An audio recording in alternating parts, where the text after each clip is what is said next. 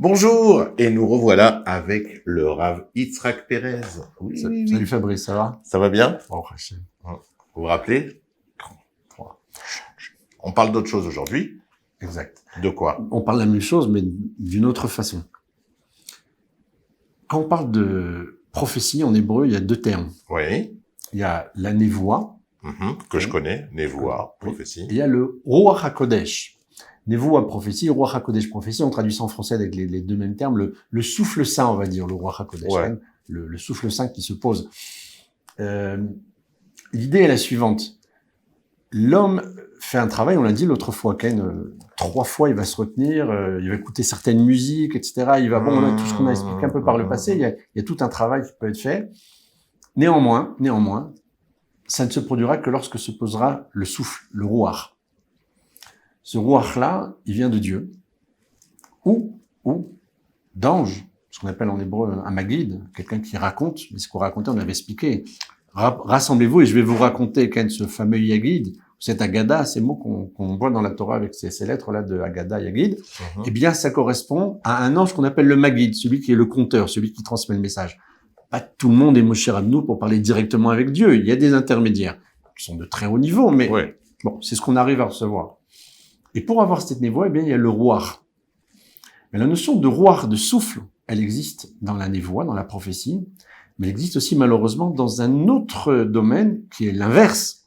Et ce que les sages nous disent, En Adam chote, et là imirnaspo ruach shtut. Un homme ne faudra que lorsqu'entrera en lui un souffle de folie. Ok. C'est ruach shtut. Un souffle de bêtise, de folie. Et on en a beaucoup. Et on en a beaucoup. Donc, on a le ruach, on a le ruach. Dans les deux cas, on a un souffle. Justement, si on arrive à se débarrasser de ce souffle de bêtise et de folie, on peut atteindre l'autre souffle. Parce que Dieu fait une chose et son contraire. Ce que je vais expliquer là encore, c'est que c'est pas si difficile que ça. Si on laisse la place au mal qui s'installe avec ce souffle-là de folie, de bêtise, on empêche le souffle divin de se poser sur nous. Oui, mais c'est aussi le souffle divin, quoi qu'il arrive. Tout est divin. Oui, tout est divin. Mais sauf que là, on parle du souffle du Yetzer Hara, le souffle du mauvais penchant, des forces du mal.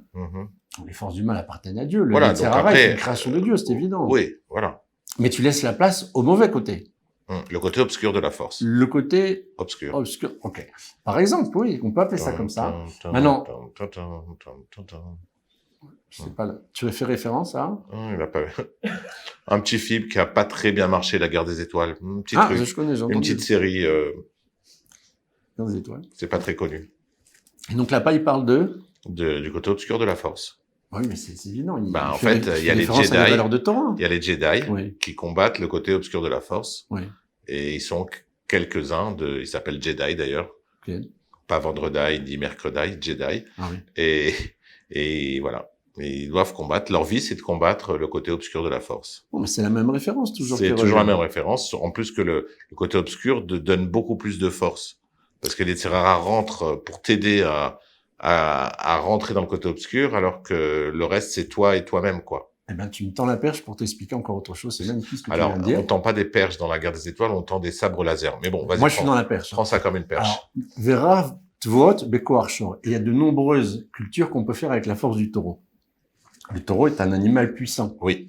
Qui permet de labourer. Bon, à l'époque, aujourd'hui, on a un petit peu évolué, même si ça existe encore dans certains pays, pour pouvoir labourer la terre. Un homme seul aura du mal à faire. Un taureau a la force pour le faire. L'exemple des sages là-bas, c'est de dire que le shor, eh bien, c'est cette force de l'homme dans le côté animal, cette force du mal, qui permet de réaliser des choses extraordinaires. Si je parviens à prendre la force du taureau et la transformer et l'utiliser dans le bien, dans le bon côté, alors je vais pouvoir faire des choses extraordinaires. Le shor, d'ailleurs, au passage, entre nous, c'est l'exemple, c'est l'image de Yosef Hatzadik. Yosef Hatzadik est appelé dans la Torah le taureau. Et lui, il a réussi à retourner le taureau. Alors lui, il a fait quelque chose d'extraordinaire. C'était l'homme qui allait faire la bêtise la plus grave de l'histoire du peuple juif et qui a réussi à surmonter cela. Et d'ailleurs, on dit que jusqu'à maintenant, pour faire référence d'ailleurs à l'autre vidéo. C'est laquelle, la bêtise la plus grave? il a failli coucher avec la femme de Poutifar. Ah, ça, c'est le plus grave. C'est le plus grave pour un tzaddik, oui, pour un juif. Pour un tzaddik, oui. Pour un juif, oui, en général. Mhm. Même si malheureusement les choses ne sont pas toujours claires pour les gens, ils ne sont pas toujours conscients de la gravité de la faute. Mhm. Coucher avec la femme de Poutifar était grave pour Yosef. Au-delà même de la faute pour un tzaddik, la faute pour un juif, c'est la faute pour quelqu'un qui représente une sphira dans le monde. C'est la suite de Yaakov, la même façon qu'Yitzhak est la suite d'Abraham. Si on avait perdu Yosef en route, on aurait perdu tout le peuple juif, on aurait perdu toute notre histoire, on aurait perdu tout notre destin. J'ai compris Donc, l'importance. Il a ici une place fondamentale. Mhm. En réussissant, par contre, au contraire, il a réussi à justement utiliser cette force-là, cette puissance-là, dans le bien. Et depuis, chaque homme qui arrive à surmonter cette épreuve-là, de la femme, de la faute, l'interdiction du rapport interdit, eh bien, prend ses forces chez Yosef. Donc, Verav Tuot Beko Arshor, la force de la culture est plus grande par le taureau. Donc, cette force de l'animal, effectivement, si j'arrive à l'utiliser dans le bien, eh bien, j'ai deux Yetzer Tov. J'ai deux âmes qui vont servir Dieu. J'ai plus une âme animale et une âme divine. J'ai plus un bon penchant et un mauvais penchant. J'ai deux bons penchants. En fait, tu as retourné le côté obscur en côté, positif. Magnifique. Et là, j'ai deux côtés positifs. Et ça, c'est tout le travail. Comme les 3 jours dont on a parlé l'autre fois, comme ici maintenant, le rouach.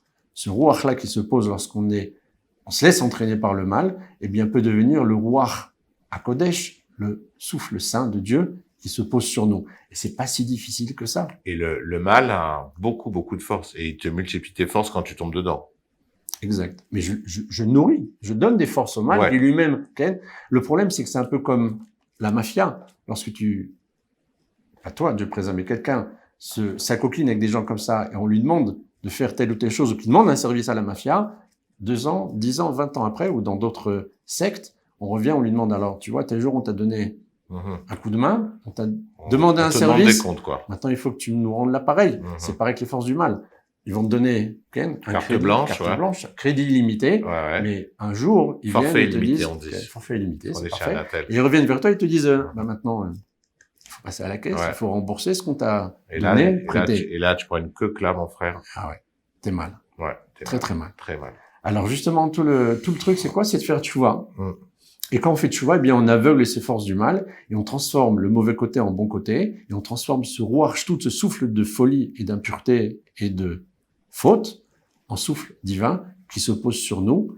Et c'est possible justement parce que plus la tchouva est grande, plus la faute est grande, plus la personne est descendue bas, c'est signe qu'il a justement des forces extraordinaires en lui et il va transformer ce mal-là en bien. Et là, les sages nous disent, et on va conclure sur ça, Zdonot, Nasulo, Kesruyot, ces fautes volontaires deviennent pour lui des mérites.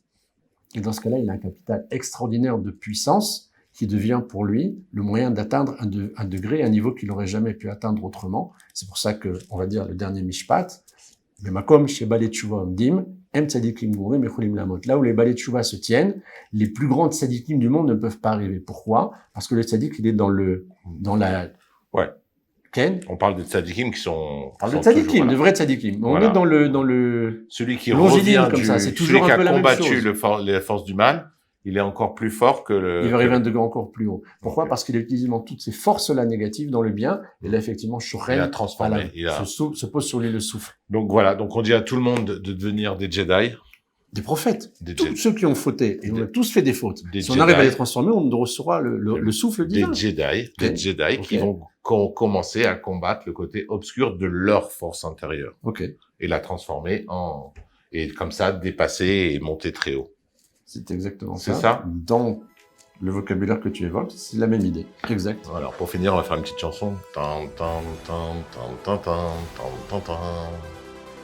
suis avec toi. Je maîtrise pas, mais pas de problème.